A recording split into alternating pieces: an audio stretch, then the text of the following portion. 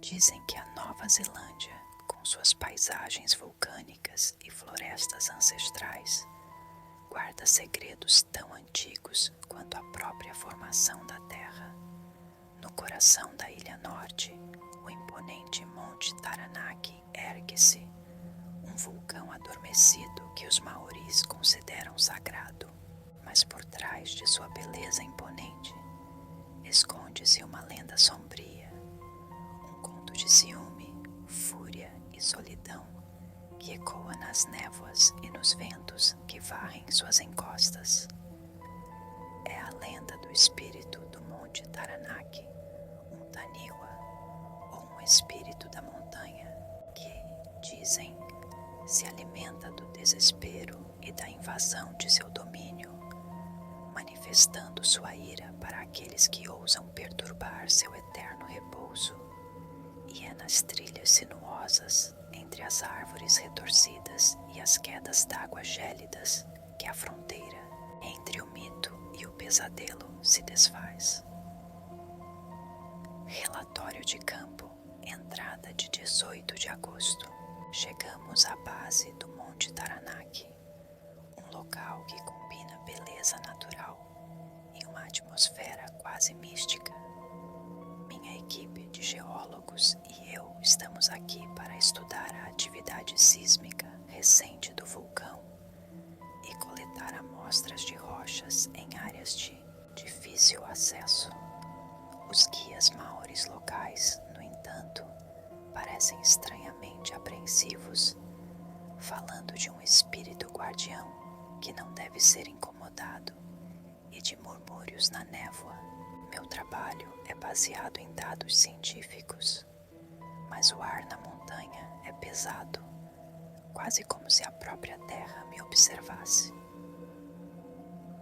O Dr. Alistair Finch, um geólogo neozelandês renomado da Universidade de Auckland, era um homem de ciência, pragmático e determinado.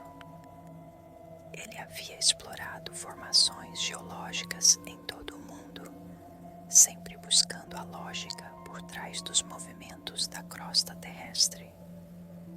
Seu assistente, Kauri, um jovem maori com um profundo respeito pelas tradições de seu povo, estava visivelmente inquieto. Ele havia crescido com as lendas do Monte Taranaki, um vulcão que teria sido um guerreiro que perdeu sua amada para o Monte Tongariro e em sua dor se exilou, tornando-se o pico que é hoje. Dizem que sua ira ainda se manifesta em tempestades repentinas e estranhos tremores. Os primeiros dias da expedição transcorreram sem maiores problemas, apesar do clima imprevisível e da dificuldade das trilhas íngremes. A equipe de Alistair estava instalando sismógrafos e coletando amostras em elevações cada vez maiores. Mas Kauri se tornava cada vez mais apreensivo.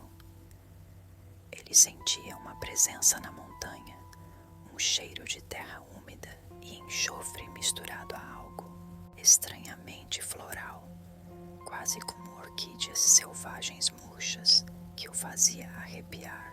Ele ouvia sussurros no vento que passava pelas fendas das rochas, vozes que pareciam lamentar, chamando seu nome em sussurros quase inaudíveis.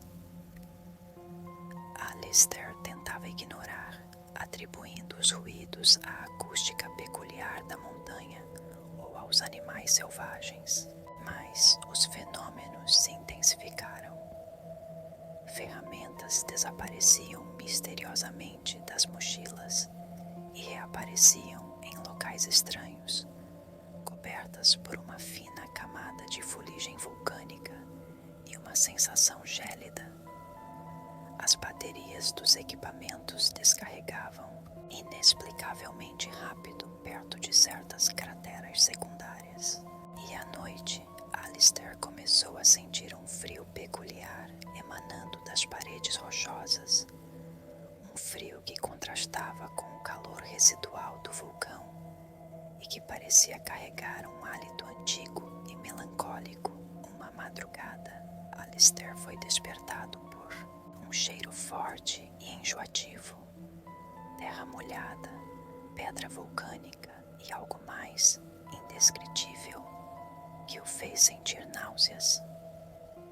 Ele se levantou, acendeu sua lanterna e viu marcas úmidas e escuras, como de algo pesado arrastando na terra batida dentro da sua barraca.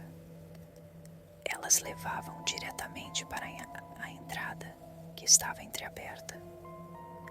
E perto da abertura, uma pequena pena de kiwi, rara e intacta, que ele sabia não pertencer a nenhum de seus pertences. A tensão na equipe cresceu. Os guias maoris que os auxiliavam estavam aterrorizados, falando de avisos e da necessidade de abandonar o local antes que o espírito do Taranaki os reclamasse. Alistair, porém, tentava manter sua postura científica, atribuindo os eventos a fenômenos climáticos incomuns ou ao estresse da expedição. Mas a dúvida, como uma névoa densa e implacável que cobria os picos, começava a enroscar-se em sua mente, corroendo sua racionalidade. Ele começou a questionar suas próprias percepções. Seria apenas o cansaço ou a paranoia induzida pelas histórias? Uma tarde, enquanto Alistair e Cowrie estavam analisando os dados sísmicos mais recentes, que mostravam pulsos irregulares e anômalos vindos do interior da montanha, eles ouviram um grito abafado vindo do acampamento base. Eles correram, o coração batendo forte no peito. Um dos geólogos assistentes estava caído no chão rochoso, em convulsões, com os olhos arregalados de pânico. Ele apontava para o pico coberto de nuvens, ofegando, o corpo tremendo incontrolavelmente. A montanha me chamando. Os olhos dele. O assistente morreu horas depois, sem explicação aparente.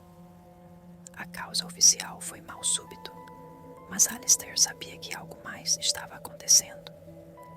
Ele começou a sentir-se observado constantemente, mesmo quando estava sozinho em sua barraca. Os sussurros do vento se tornaram mais claros, com palavras que pareciam dançar no limiar de sua audição, em maori antigo e sofrido, que ele não compreendia totalmente, mas que ressoava em sua mente, como se fosse um lamento irresistível. Alistair tentou confrontar Cowrie. Ele apenas assentiu, os olhos fixos no pico, onde uma densa neblina começava a surgir, envolvendo a montanha em um manto fantasmagórico.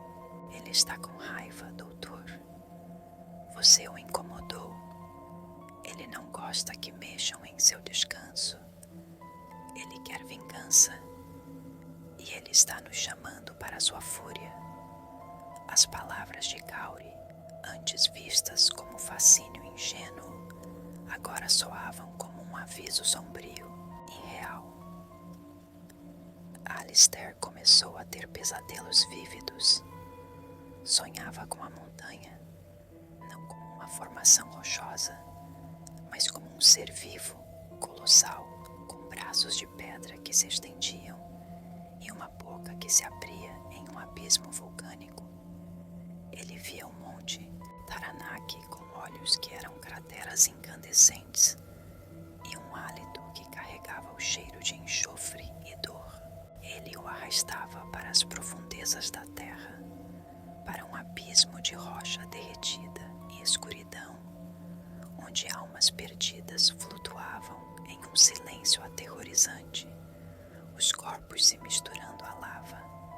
Ele falava em enigmas sobre a perda que ele havia sofrido e que agora exigia um preço.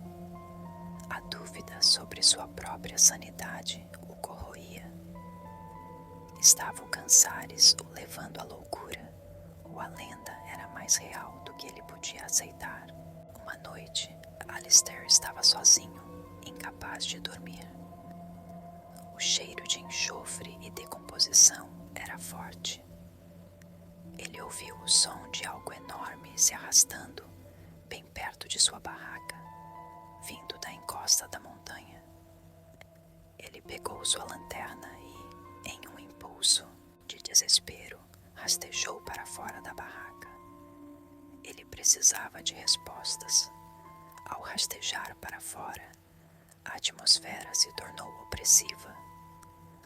O ar estava gelado, apesar do calor vulcânico residual. Os sussurros se transformaram em uma cacofonia de vozes, todas murmurando o mesmo: vingança, vingança. As sombras das árvores retorcidas pareciam se alongar e contorcer, como se estivessem vivas, e um brilho avermelhado fraco emanava do pico. Então ele viu, não uma formação geológica, mas uma figura etérea, translúcida, formada pela névoa e pela fumaça vulcânica, com olhos que eram fendas incandescentes e uma expressão de dor e fúria imensuráveis. E no meio dela, como se fossem uma sombra, uma figura de guerreiro maori, esguia, com braços que pareciam garras e uma boca que se abria em um lamento silencioso. Era o espírito do Monte Taranaki. Não uma lenda, mas uma realidade que transcendia a compreensão, o guardião furioso das montanhas. A figura se virou lentamente, seus olhos fixos em Alistair. O cheiro de morte e desespero o envolveu. As vozes, agora um lamento grave e sibilante, preencheram sua mente. Você viu nossa dor, agora você deve senti-la, e a montanha o espera. O que aconteceu em seguida é incerto. O acampamento foi encontrado abandonado dias depois. As barracas estavam rasgadas, os equipamentos espalhados, e as encostas da montanha pareciam ainda mais vazias, silenciosas. A única coisa intacta era o gravador de voz de Alistair, deixado cuidadosamente na terra úmida, perto de uma pedra vulcânica que ainda pulsava com um brilho fraco. A última gravação de Alistair, além de um chiado aterrorizante, continha uma voz. Não a dele, uma voz gutural, distorcida, que repetia incansavelmente: dor, dor. E por vezes um lamento sutil, quase inaudível, que parecia ser a própria voz de Alistair, misturada ao som do vento e dos tremores. Até hoje, as encostas do monte Taranaki, na Nova Zelândia, permanecem um lugar onde poucos se atrevem a acampar em áreas isoladas. Dizem que, nas noites de neblina e vento, quando os tremores da terra se fazem sentir, ainda se pode sentir o frio sobrenatural e ouvir os lamentos do espírito do Monte Taranaki, chamando mais uma alma perdida para seu eterno repouso. E o cheiro de enxofre e medo paira no ar, um lembrete constante do preço de desafiar o que jaz adormecido. Você acredita que a ciência pode explicar tudo? Ou que existem lugares onde a fronteira entre o real e o místico se desfaz, e onde a fúria ancestral ainda busca vingança? O que você faria se encontrasse algo que não pode ser explicado, algo que exige um sacrifício?